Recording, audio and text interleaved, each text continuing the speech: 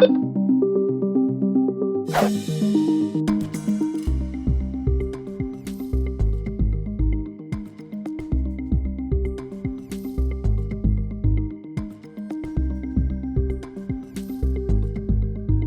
now, from the CFTK-TV studios, this is Open Connection with your host, Robert Pictou.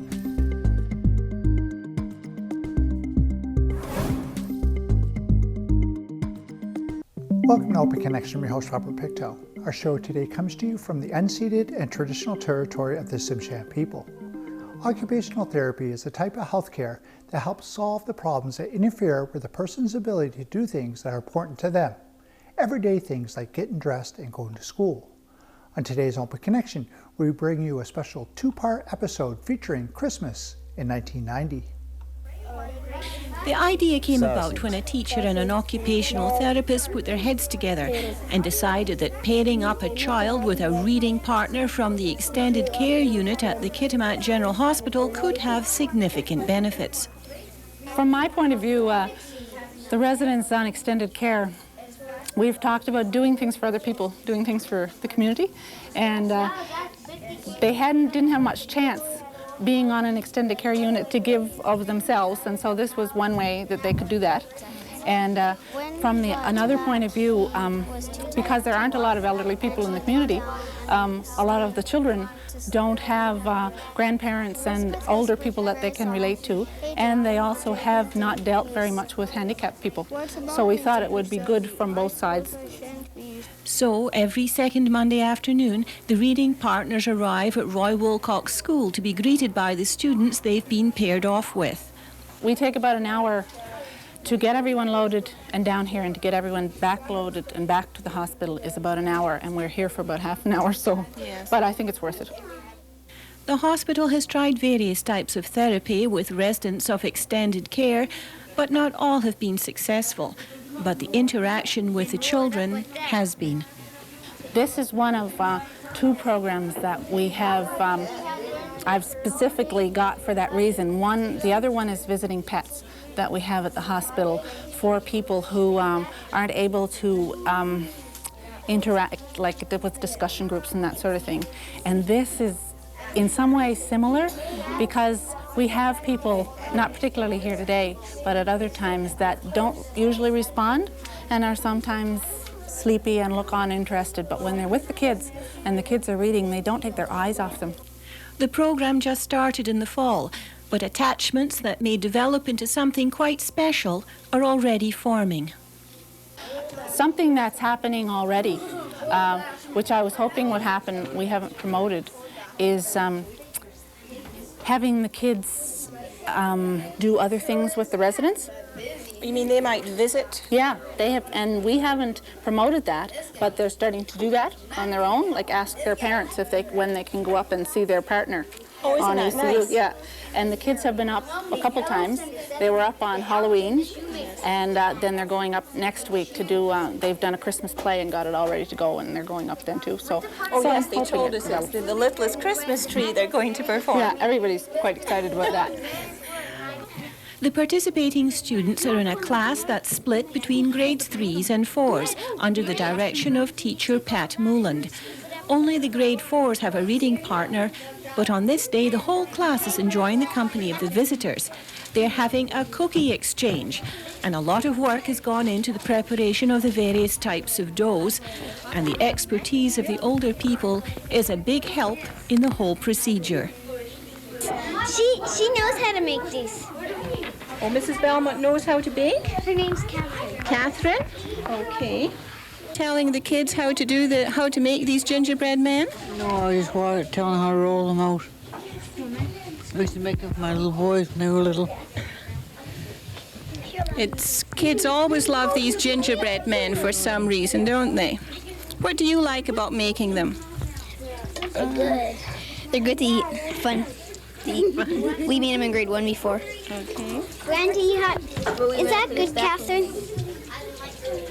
Is that good, Catherine? I can't see how thin it is. It's about 2 centimeters. Is that thin enough? Oh, what about the other ones? Make them like the other ones.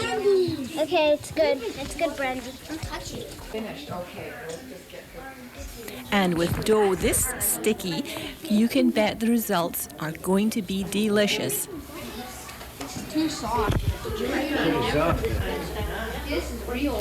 I'd be able to tell you better if I tasted them. Well, I'm sure that they're going to taste as good as they look. I think they will too. They're pretty nice instructors, these lads. Though some of the kids are novices at cookie making, others have a lot of experience. I make some things sometimes, like bacon and eggs, like that. You don't make cookies normally. Right. So this is a first. Yep. I'm sure you bake cookies at home. I help my mom bake them. And older people have the patience to let the kids learn by doing. I think they're doing very well, aren't you? All of them. They worked hard all morning mixing it, I believe. Isn't that right? Yes. So what are these cookies called? I've forgotten the name. What are they? Oh, thumbprint. Oh. Thumbprint cookies. Open Connection will be right back after these messages. And now, from the CFTK-TV studios, this is Open Connection with your host, Robert Pictou. Thanks for staying with us. Those who would like to take credit for the invention of the Christmas cookie will have to arm wrestle the Germans for it. They believe that Weihnachtsplätzchen, a term that refers specifically to cookies and broadly to holiday treats, encompasses the origin of Christmas baking. Let us return to the archives to see how the cookies turn out. The time for the cookie making is soon over, and then it's what the students like best, reading stories to their partners. Julianne put on a clean shirt and buttoned it up in the front. She put the new clean pants and buttoned them up. Then she sat beside the back door because she was afraid to go outside. Very carefully, she And walked there's over never and any patted the shortage boy. of stories Right away, to he got a tell. little smaller. Her father went to the table, gave the boy a big hug, and the mother gave Shelley a hug, and the father gave Shelley a hug. And she cleaned up the whole mess with no trouble at all. Yeah, all she did was pull up the plug, and then all this water started coming out. And the cat's in the pans, like, yikes! I'm gonna go down under. Because look, this was frightening. There are always the great classic stories that have withstood the test of time. I was talking to Christopher Robin, and he said that Kanga was generally regarded as one of the fiercer animals. I am not frightened of fierce animals in the ordinary way, but it is well known that if one of the fiercer animals is deprived, it is young. It becomes as fierce as two of the fiercer animals, in which case, aha, is perhaps a foolish thing to say. Piglet, said Rabbit, taking out a pencil. And little girls always love stories about dragons and princesses. So the dragon jumped and flew around the whole world in just 20 seconds. When he got back, he was too tired to walk, and he lay down and went straight to sleep. Elizabeth whispered very softly, "Hey, dragon." The dragon didn't move at all. She lifted up the dragon's ear and put her head right inside. It's obvious the opportunity to share through reading is mutually beneficial. Oh, yes. Lots of fun. What are they going to do? They're taking our picture there, see? Yeah. But you're supposed to be reading to me, so... Mr. Smart says there are 7 days in a week. This story tells you all about each day. On Monday, Mr. Mean went shopping. He bought half a sausage and a small potato. On Tuesday, Mr. Happy. The reading partners who take part in the program were carefully chosen. They're a mix of people with physical problems, but are still very able to relate to others, and some who have much more challenging handicaps. One thing that strikes an observer is the way that the children are so focused on their partners. The kids really concentrate on this. Yeah. And the residents too. The pairs are really together while they're doing it, yeah. Yes, it's quite intense. Yeah. Many of the people who have to make their home in the extended care unit at Kitimat General aren't from the Kitimat Terrace area and are a long way away from family and friends. And we have transfer people that say are waiting for a bed somewhere else, down south or in Smithers or something, so they're there for 2 or 3 months, and especially in the winter, there's nobody comes to see them. They're partners, they're getting quite close, and it's like family. The children often talk about their reading partners to other students and to their parents. Yes, they've each gotten quite attached to their individual partners, and they talk about them throughout the week and look forward to their visits each Monday.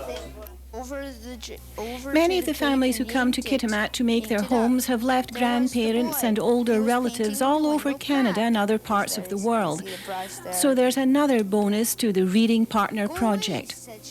Well, I think it's really good in encouraging them to read. They're quite eager to read with their partners, and it's good for their self-concept. A lot of the students don't have grandparents here in town, so it gives them, a feeling of having a grandparent here in town. Both the school and the hospital took a leap of faith when they started this program, but there was never any awkwardness or hesitation on the part of the students. Well, I think everybody was a little uneasy at first, including the people from the extended care unit. But it didn't take long for them to get used to just interacting with one another and forgetting about the handicaps and the age differences, and they just hit it off right away. It was a really positive thing for both sets. The class has also prepared a play to perform at the hospital for everyone in extended care, which should be a very special treat. Pat Mooland is confident the project has a secure future. I think I wouldn't be allowed to stop it now. No, I don't think the kids will let me get away with that. They're really enjoying it, and it's been very beneficial, so I can definitely see continuing it. It all goes back to caring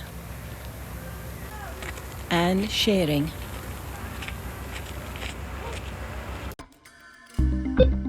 Open Connection will be right back after these messages. And now, from the CFTK-TV studios, this is Open Connection with your host, Robert Pictou.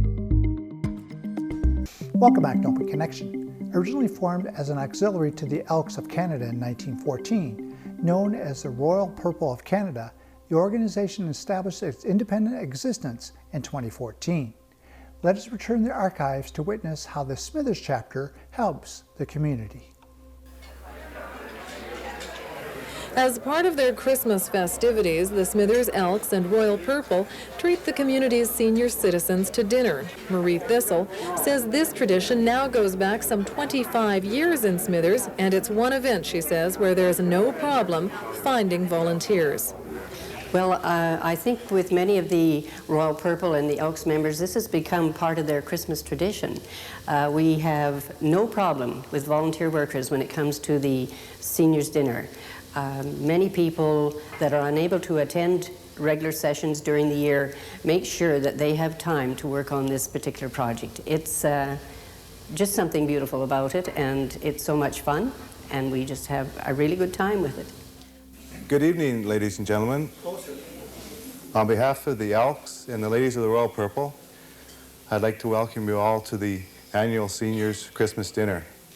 And at this time, Wilf Higginson will lead us in grace.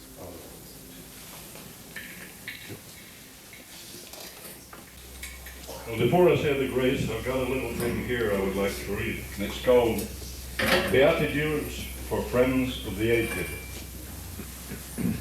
Blessed are they who understand my faltering step and palsied hand, Blessed are they who know that my ears today must strain to catch the things they say.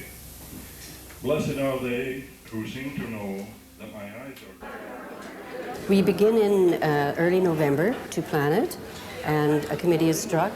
We then plan the menu, which doesn't vary too much from year to year because the seniors begin to expect a certain dinner. And it always has turkey and ham and turnips on the menu because those things just seem to go together well in the Bulkley Valley. We go to see our community contributors and ask them if they are willing to contribute, and for 25 years I'm sure that the same three have been with us. The Super Value has donated corsages for the ladies. Paul's Bakery has always donated the boutonnieres for the gentlemen, and Floridale Flowers always provides us with lovely table centers, which we use as a bit of a raffle or prize at the end of the meal. Now, most times, when you plan a dinner, at least you know how many people are coming. But with this dinner, the word goes out, and until the last guest arrives, it isn't known for sure just who's coming. I think usually it is through the senior citizens as an organization here in town. They're notified, and the dinner is always held on their meeting night, which is the second Wednesday of December. Then we also contact the Bulkley Lodge.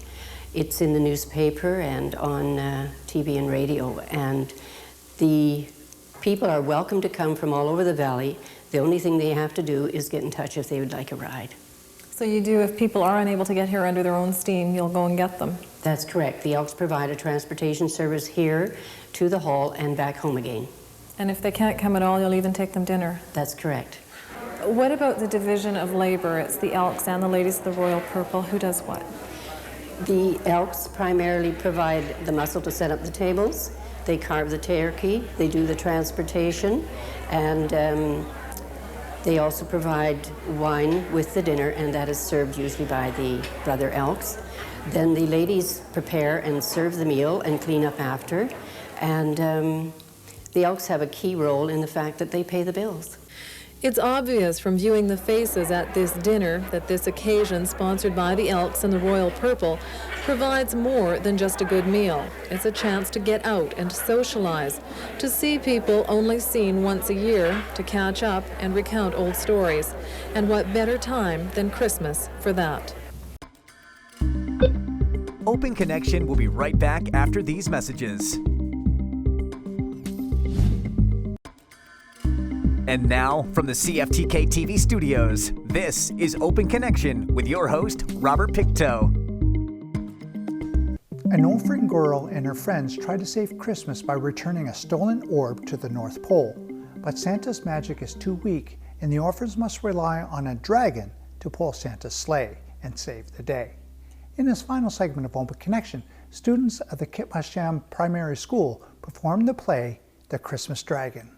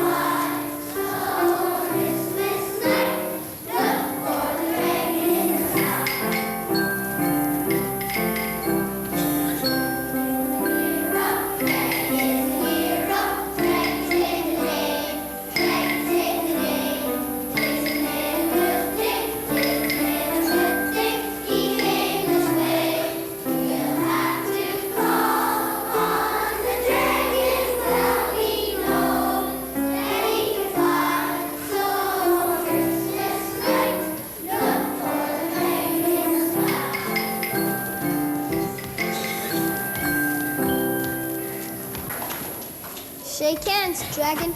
We're going to have a wonderful time together. Soaring through the sky, skimming across the clouds, and moon and stars will light the way for us, while you hover over the rooftops, and while I slip down the chimneys and deliver all the presents to the boys and girls. Hooray, hooray! I'm going to help Santa Claus. I'm going to pull his sleigh. Hush, now you must not make a noise on Christmas Eve, or you'll wake the children. Now we must decide upon something very important. What would you like for Christmas, Dragon? I think I would like a rainbow for Christmas. Then when I have finished helping Santa Claus, I could find my way home. It's at the end of the rainbow, you know. Wrap up the paper, tie up the string, hang up the Christmas sleigh. See that we're hanging, ready to go. We must be on our way. There's a rainbow here for the dragon. It's a Christmas present from me. And now we find the rainbow's end, which is where he wants to be. So The youth group from Terrace's Alliance Church is warming up the vocal cords in preparation for an evening of singing Christmas carols with the residents of Terrace View Lodge.